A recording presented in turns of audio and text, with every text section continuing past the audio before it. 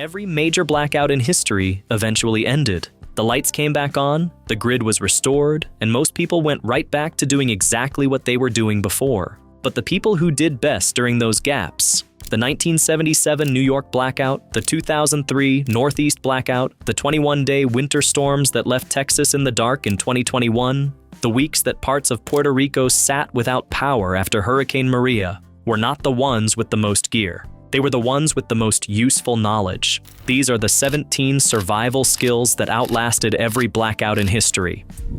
Skill 17. Fire starting without matches or a lighter. Humans have been deliberately starting fires for at least 400,000 years. The archaeological evidence at sites like Kesem Cave in Israel suggests controlled fire use of that age. The methods that predate matches work just as well today, and they work when matches and lighters don't. The two most reliable non-match fire-starting methods are the bow drill and flint and steel. The bow drill, a friction-based method using a spindle rotated rapidly against a fireboard, generates enough heat to form an ember with the right wood combination. Cedar, cottonwood, willow, and basswood work well. The ember drops into a tinder bundle, dried grass, cattail fluff, cedar bark, which is then blown into flame. Flint and steel, used by American frontiersmen through the 18th and 19th centuries, requires a piece of high-carbon steel struck sharply against flint, chert, or quartzite. Sparks fall into charcloth or amadou, which catches and holds the ember. This method is faster and more reliable than bow drill for most beginners. The modern accessible version is a ferro rod, a ferrocerium rod that produces extremely hot sparks when scraped with a metal striker. A quality ferro rod costs $10 to $20, lasts thousands of strikes, and works wet. The equipment is simple. The knowledge, how to prepare tinder, shield a flame from wind, build a fire from small to large without smothering it, is what matters, and what most people no longer have. Skill 16. Water sourcing and purification by hand. Municipal water systems depend on electrically powered pumps. When those go offline, as they do in extended blackouts, running water stops being reliable within hours. The 2003 Northeast blackout, which affected 55 million people across 8 states and 2 Canadian provinces, disrupted water service to parts of Cleveland and Detroit because pump stations lost power. In Puerto Rico, after Hurricane Maria in 2017, some communities waited months for reliable water service to return. The skill here has 2 parts: finding water and making it safe to drink. Finding water in an urban or suburban environment during a blackout means knowing where stored water exists. Water heaters typically hold 30 to 80 gallons. Toilet tanks hold 1 to 3 gallons of clean water, and ice cube trays and water pitchers represent additional reserves. In rural environments, it means knowing how to locate surface water, following terrain downhill, looking for vegetation that indicates groundwater, identifying animal trails that often lead to water sources. Purifying water without electricity means boiling. The CDC recommends bringing water to a rolling boil for 1 minute at elevations below 6,500 feet and 3 minutes above that. A rolling boil is a vigorous boil, not a simmer. This kills bacteria, viruses, and parasites. It doesn't remove chemical contaminants, but in a blackout scenario, biological contamination is the primary concern. Backup methods include water purification tablets, sodium hypochlorite, or iodine tablets that disinfect in 30 to 60 minutes, and portable filtration units like the Sawyer Squeeze or Life Straw. The distinction matters. Filters remove physical organisms, but not viruses. Chemical treatment kills viruses, but doesn't remove sediment. Combining both covers the full range. The knowledge costs nothing to acquire and applies in every scenario where tap water becomes unavailable. Skill 15. Food preservation without refrigeration. Refrigeration as a household technology has existed for roughly 100 years. Before that, every community on Earth had solved the problem of keeping food edible without it, using a combination of techniques that are still fully functional and require no electricity whatsoever. Salt curing works by drawing moisture out of food and creating an environment hostile to bacterial growth. Salt pork, salt cod, and cured meats of every type fed armies, navies, and entire civilizations for centuries. The basic process, packing meat or fish in coarse salt or rubbing it thoroughly and storing it in a sealed container can preserve protein for weeks to months, depending on conditions and salt concentration. Smoking combines heat, drying, and antimicrobial compounds from wood smoke to preserve meat and fish. Cold smoking, below 90 degrees Fahrenheit, primarily dries and flavors without fully cooking. Hot smoking, above 160 degrees Fahrenheit, cooks and preserves simultaneously. Indigenous peoples across North America used both methods extensively, producing jerky and smoked fish that could be carried on extended journeys or stored through winter. The equipment required is minimal. A smoking chamber can be improvised from a metal barrel, a ceramic pot, or even a pit lined with rocks. Fermentation, controlled bacterial activity that acidifies food and inhibits harmful organisms, produces sauerkraut, kimchi, preserved pickles, vinegar, and hard cheese. Traditional lacto-fermentation of vegetables requires nothing but the vegetable, salt, and a sealed container. Room temperature and time do the rest. A properly fermented crock of cabbage remains safe and nutritious for months without any electricity at all. Skill 14. Navigation without GPS or digital maps. The GPS constellation, a network of 24 to 32 satellites operated by the U.S. Space Force, has been fully operational since 1995. Before that, human navigation relied on techniques that are still fully functional and require no infrastructure whatsoever. Celestial navigation using the North Star, Polaris, gives you true north from anywhere in the northern hemisphere on a clear night. Polaris sits within approximately 1 degree of the celestial North Pole and does not visibly move as the Earth rotates. Find the Big Dipper, follow the 2 stars that form the outer edge of the cup straight upward by roughly 5 times the distance between them, and you're pointing at Polaris. True north is directly below it on the horizon. This has been known and used by navigators, travelers, and explorers for at least 2,500 years. Solar navigation: the sun rises in the east and sets in the west, with true south at solar noon in the northern hemisphere, provides rough directional orientation during daylight and costs no equipment to apply. Map reading: interpreting topographic contour lines, understanding scale, identifying landmarks, and translating a 2-dimensional representation into 3-dimensional terrain, is distinct from GPS use and distinct from route following on a phone. A paper topographic map of your region, combined with the ability to read it, allows navigation by terrain regardless of battery life, cellular coverage, or grid status. The U.S. Geological Survey produces detailed topographic maps for every region of the country, freely available in print and digital formats.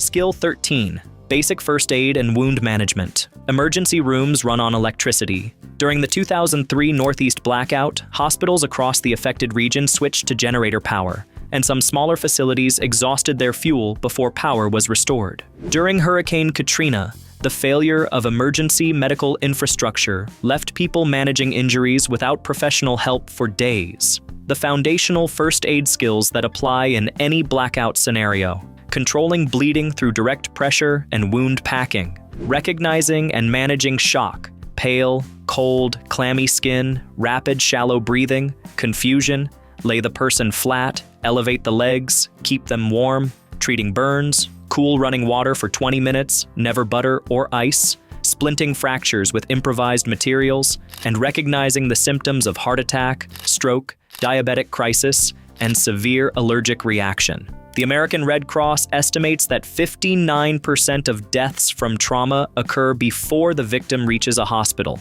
and bystander intervention within the first few minutes dramatically affects outcomes. A Red Cross or American Heart Association CPR and first aid certification course costs $20 to $100 and covers these skills in a structured way. Taking one and refreshing it every 2 years is the minimum reasonable investment. One specific note that most people get wrong: hydrogen peroxide is not recommended for wound cleaning by current medical standards. It damages tissue. Clean water under pressure from a syringe or squeeze bottle is the correct method. In a blackout scenario where infection over subsequent days is the real threat, proper wound cleaning on day 1 matters more than almost anything else. Skill 12. Reading weather without technology. Every major weather event that precedes a blackout sends physical signals before it arrives. The people who recognized those signals and acted on them, boarding windows, storing water, moving vehicles to higher ground, consistently fared better than those who waited for official warnings. Barometric pressure is the most reliable leading indicator of severe weather. Pressure dropping rapidly, more than 0.06 inches of mercury per hour, indicates an approaching storm. A classic analog barometer is a sealed glass chamber with no electrical components, costs $30 to $80, and can tell you more about what's coming in the next 6 to 12 hours than most app-based forecasts. The saying, "when the glass falls low, prepare for blow," has been standard nautical lore for centuries for this reason. Cloud reading, cumulonimbus clouds, the tall anvil-shaped thunderstorm towers, can develop from flat cumulus to full storm in under an hour. Mammatus clouds, the distinctive pouch-like formations on the underside of a storm's anvil, indicate severe turbulence and are a reliable visual indicator of nearby or approaching severe weather, including hail and tornadoes. A green tint to the sky before a storm indicates large amounts of water in the atmosphere. Not conclusive evidence of a tornado, but consistently reported before the most severe hailstorms and some tornado events. Wind direction shifts. In the northern hemisphere, a wind shifting from south to southwest often precedes a frontal passage. A sudden drop in wind speed, followed by a direction shift from south to northwest, indicates the passage of a cold front and the onset of rapidly deteriorating conditions. Indigenous weather lore across North American cultures incorporated these and dozens of similar indicators refined through centuries of direct observation. Skill 11, hand sewing and basic textile repair. This one gets dismissed as quaint until you're 3 weeks into a winter blackout with a sleeping bag that has a 6-inch rip in the shell and no way to buy another one. Textile repair is not a historical curiosity. It's a functional skill that determines whether the gear you depend on stays functional. The basic toolkit fits in a film canister, a curved upholstery needle, a straight needle, waxed thread or heavy-duty nylon, and a thimble. The running stitch handles basic seam repair. The whip stitch closes edges. The blanket stitch reinforces edges subject to fraying and is standard for sleeping bag seams, jacket hems, and tent fabric edges. Darning, weaving new thread across a hole in a grid pattern to reconstruct the fabric, was a standard household skill through the mid-20th century. A darned wool sock is warm and functional. A wool sock with an unrepaired hole becomes unusable faster. The skill takes under an hour to learn and extends the useful life of gear that may be critical in an extended scenario. Skill 10, basic carpentry and structural repair. After major storms, the buildings that shelter people are frequently damaged. After Hurricane Maria in Puerto Rico, an estimated 70,000 homes were left with blue FEMA tarps as their only roof for months. After Hurricane Katrina, structural damage combined with slow professional repair left families in damaged structures for extended periods. The relevant skills? Knowing how to swing a hammer accurately and drive a nail. A skill that sounds trivial until you try it in a hurry in inadequate light. Cutting lumber with a handsaw, driving screws with a manual screwdriver, and understanding basic wall structure. Stud spacing, load-bearing versus partition walls, where to anchor safely. Tarping a damaged roof specifically. The FEMA recommended method involves running the tarp over the roof peak and securing it with roof battens. Horizontal boards screwed into the roof surface that hold the tarp edges down against wind-up lift. A tarp staked directly without battens will be gone in the first sustained wind. Understanding why battens work and how to install them is the difference between a roof that stays covered and wasted materials. Skill 9, animal husbandry and food production basics. This is the one most people in cities or suburbs will immediately identify as irrelevant to them. Bear with it. After the 2003 Northeast blackout, grocery stores in affected areas sold out of bread, meat, and dairy products within hours. After the 2021 Texas winter storm that knocked out power for millions for up to 3 weeks, food supply chains in affected regions were disrupted long enough that anyone with home food production had a meaningful advantage. The specific skills worth understanding at a basic level. Keeping backyard chickens, which is legal in most US cities, where hens lay roughly 250 eggs per year, require minimal feed and space, and produce high-quality protein continuously without refrigeration. Eggs sit safely at room temperature for 2 weeks. Basic container vegetable gardening. Tomatoes, beans, kale, and herbs grow in 5-gallon buckets on a porch or balcony, with no in-ground soil access. Neither of these require rural property. Both represent a layer of food production resilience that no amount of stored food can substitute indefinitely, because stored food runs out and a laying hen doesn't. Skill 8, knot tying. Practical and structural. This one is specific enough to be dismissible and important enough to be on the list. The right knot in the right situation is the difference between a load that stays secured and a load that shifts, a line that holds under tension and a line that slips, a tarp that stays up and a tarp that comes down in the first gust. 6 knots cover the majority of practical emergency situations. The bowline creates a fixed loop that won't slip under load. The clove hitch secures a rope to a pole or post quickly. The sheet bend joins 2 ropes of different diameters, essential when extending a line from whatever's available. The taut line hitch creates an adjustable loop that holds under load, the standard tent line knot. The square knot joins 2 ropes of the same diameter, end to end. The cleat hitch secures a line to a fixed point with no slipping. All 6 take under an hour to learn and a few hours of practice to make reliable. That's a low barrier for knowledge that functions in every scenario where rope, line, or cord is involved, which describes a significant portion of emergency situations. Skill 7, candle making and alternative lighting. During the 2003 Northeast blackout, 55 million people, 29 hours for most affected areas, hardware stores sold out of candles within the first 6 hours. During extended blackouts in Puerto Rico after Maria, households burned through commercial candles within days. The ability to make functional candles from available materials requires 3 things: a fuel, wax or fat, a wick, any fibrous, absorbent material, cotton twine, strips of cotton cloth, and a container. Animal tallow, rendered fat from beef or pork, was the standard candle material from ancient times through the 19th century and is still fully functional. Beeswax burns cleaner. Paraffin wax is widely available in hardware stores in block form for under $5 per pound. The emergency version: tie a piece of cotton twine to a small weight, lower it into a tin can or glass jar, melt the fat or wax, and pour it around the wick. Allow to set. A rendered beef tallow candle in a tin can provides serviceable light for hours. American colonial households made candles in exactly this way, in large batches, every autumn as a standard winter preparation task. The skill that matters is knowing how to do this from available materials rather than waiting to buy something. If the stores are already sold out, and they will be, the knowledge is the only thing that helps.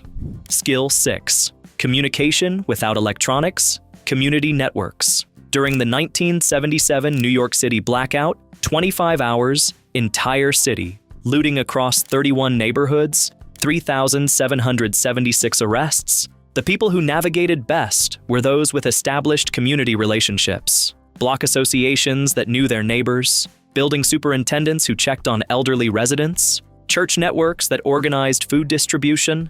None of it required electricity. Communication networks before telecommunications ran on runners, relay chains, and consistent meeting points. The Pony Express operated an 1,900-mile relay system across the American West between 1860 and 1861, covering the distance in 10 days using riders and fresh horses at relay stations, the fastest communication possible before the telegraph. Town criers and church bell systems communicated time-sensitive information to communities without written literacy or personal messaging systems. The practical modern version: knowing your neighbors by name, having a designated neighborhood meeting point established before an emergency, knowing which neighbors have specific skills or resources, a nurse, someone with a generator, someone with a truck, and establishing a communication tree: who calls whom, in what order, for information relay during a grid-down event. The skill isn't the technology, it's the relationship infrastructure that makes communication possible when the technology fails.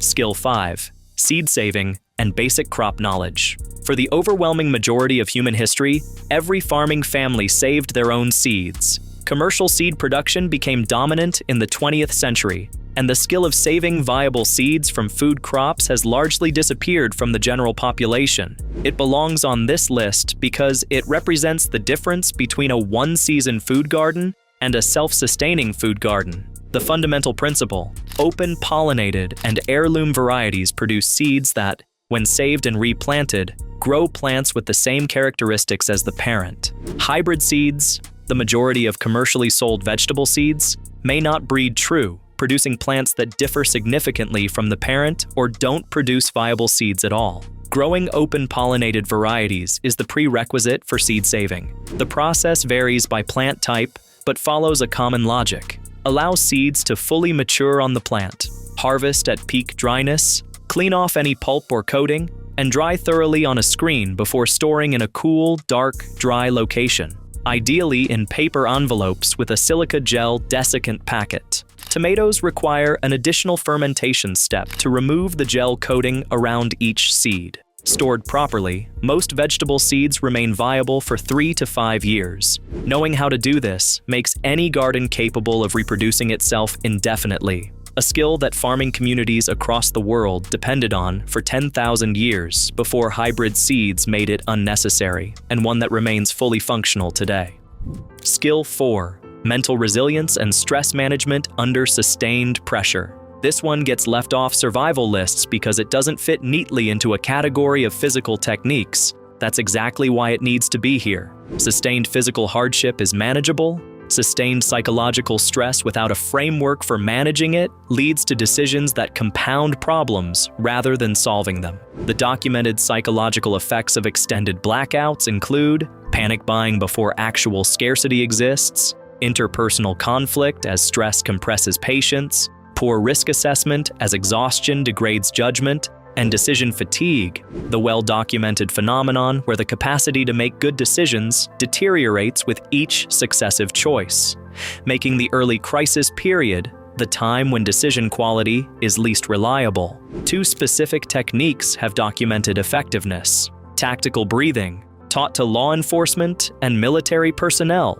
Inhale 4 counts, hold 4, exhale 4, hold 4, repeat, activates the parasympathetic nervous system and measurably reduces acute stress response within 2 to 3 cycles. This is not meditation advice, it's a physiological intervention with a measurable effect on heart rate and cortisol that works in 2 minutes, regardless of experience. Cognitive reframing, deliberately identifying what remains under your control and releasing attention from what doesn't, is the practical core of stress resilience that every serious emergency management professional incorporates. The communities that recover fastest from major disasters consistently share this orientation. They focus on what's working rather than cataloging what isn't. That is a trainable skill, not a personality trait, and it's one that functions entirely without power. Skill 3. Water collection from natural sources. This is distinct from the purification skill covered earlier. This is about getting the water in the first place when stored supplies are exhausted and municipal supply is unavailable. Rainwater collection is the most accessible method in most environments. A standard roof area of 1,000 square feet collects approximately 620 gallons of water from 1 inch of rainfall. Roof area in square feet multiplied by 0.623 gives gallons per inch of rain. A 55-gallon food-grade barrel connected to a downspout with a simple diverter fills from a single significant rainstorm. Rainwater collected off a roof requires purification before drinking due to bird droppings and atmospheric pollutants, but it's clean enough for sanitation purposes straight from the barrel. Recognizing reliable surface water. Springs and seeps emerge at the contact between permeable and impermeable rock layers, often on hillsides, visible as areas of unusual vegetation density or persistent ground moisture. Moving water is generally safer than standing water, though both require purification. In winter, snow is a reliable water source that must be melted before use. Eating it directly accelerates hypothermia by lowering core temperature. The practical skill is knowing how to set up a collection system before you need it and how to identify natural sources without relying on a map or a phone. Both are learnable in an afternoon and require no equipment you don't already own. Skill 2. Fire safety and structure protection. Starting fire is Skill 17. Managing and preventing unwanted fire is Skill 2. Because fire-related deaths and injuries spike during every extended blackout, consistently across every major event in documented history. During the 2003 Northeast blackout, candle-related fires increased significantly in affected areas within the first 24 hours. During the aftermath of Hurricane Katrina, fires caused by improvised cooking setups and damaged electrical wiring destroyed structures that had survived the storm itself. During the 1977 New York blackout, hundreds of fires were deliberately set, taxing a fire department already compromised by darkness and disrupted communications. The specific knowledge: candles should never be left unattended, should sit in non-flammable holders, should be placed away from curtains, bedding, and any fabric within a 12-inch radius, and should be extinguished before sleeping. Generator exhaust contains carbon monoxide, covered extensively in the equipment scripts. But the behavioral skill is understanding why the 20-foot rule from doors and windows exists and never compromising it regardless of weather or convenience. Open flame cooking with propane or butane requires ventilation that most people don't think carefully about until something goes wrong. The building-specific skill: know where your fire extinguisher is, confirm it's functional. Extinguishers should be inspected annually and replaced or recharged every 6 to 12 years, and know how to use it. The PASS acronym: pull the pin, aim at the base of the fire, squeeze the handle, sweep side to side. A standard 2.5-pound ABC dry chemical extinguisher handles cooking fires and electrical fires, the two most common blackout-related fire types, and cost $20 to $40. Skill 1. Community organization. The skill that determined who survived. Every major extended blackout in recorded history has the same story at its center. The communities that organized quickly and shared resources survived better than the communities that didn't. This is not soft advice. It is the single most consistent finding across every disaster research study, every post-event analysis, and every first-hand account from every extended grid failure on record. After Hurricane Maria in Puerto Rico, where some communities waited up to 11 months for power restoration, the neighborhoods that created informal mutual aid networks within the first week managed water distribution, medical care, food sharing, and security collaboratively. Sociologist Naomi Klein, who spent time documenting the recovery, noted that the communities with the strongest pre-existing social ties, the ones where people already knew each other, became the nodes of recovery, while more atomized neighborhoods struggled. After the 2021 Texas winter storm, which left 4.5 million households without power at its peak, mutual aid networks, organized on social media, distributed food, water, and warming supplies faster and more effectively than several official channels in some neighborhoods. These networks didn't form during the crisis. They formed from pre-existing connections, neighbors who knew neighbors, community Facebook groups, neighborhood apps, block associations that could be activated quickly because the relationships already existed. The skill is not emergency management. It's relationship building before the emergency. Knowing your neighbors' names, knowing who on your street is elderly and lives alone, who has medical needs, who has skills others might need, who has a truck. Creating a shared understanding that in a crisis, the house at the corner is the meeting point. None of this requires any equipment, any electricity, or any particular expertise. It requires the decision to treat your neighborhood as a community rather than a collection of parallel strangers. That's the skill that has outlasted every blackout in history. Not the most dramatic one, not the most technically impressive one, the most human one. And those are the 17 survival skills that outlasted every blackout in history. From starting fire with friction to organizing a neighborhood under sustained pressure. From reading weather by cloud formation to knowing which knot holds and which one slips. From making a functional light source out of a tin can and some rendered fat to making sure the people around you have enough to eat. None of these skills require a grid. None of them expire. All of them have been tested against real conditions by real people across documented history, and the history is clear about which ones mattered. If this was useful, hit that like button and subscribe. More content exactly like this comes regularly, and it helps more people find it. Drop a comment below with the skill you're going to work on first. We'd genuinely like to know where people are starting from. We'll see you in the next one.